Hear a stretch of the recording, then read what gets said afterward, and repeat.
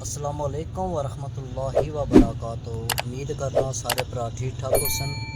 अल्लाह ताला सारे भरावां की अपने हिफ्ज़ अमान च रखे। अज जनाब एक रेगूलेटर है 20,000 वाट लिखे आ, इसकी हूँ खोलने तो पता चलना कि वाकई 20,000 है। यह जनाब ये नट खोले सन पता है हूँ जनाब। यह जनाब बिच तक हो जनाब 20,000 वाट नहीं है, कोई तकरीबन 12,000 वाट है।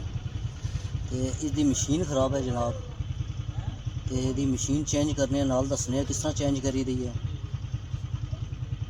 जी जनाब यह मशीन है, ये पॉइंट जनाब रस्ट दे बने तो बेहतरीन है, ज़बरदस्त है मशीन है। यह हम ये लाने जनाब, फिर तुसा की चेक कराने ये नाल पॉइंट लाई चेक कराने तुसा की। इसकी टाइट करो, टाइट करके लानी पैसी। जी जनाब यह नवी लाई है मशीन।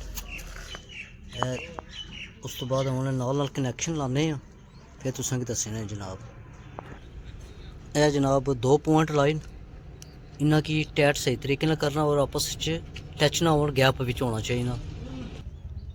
यह जनाब 4 पॉइंट हो गए, ठीक है। यह जनाब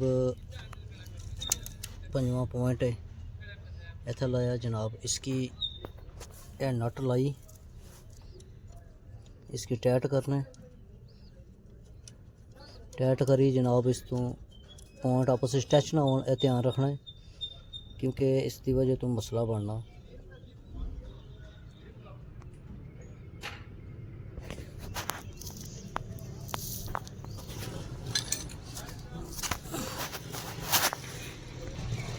यह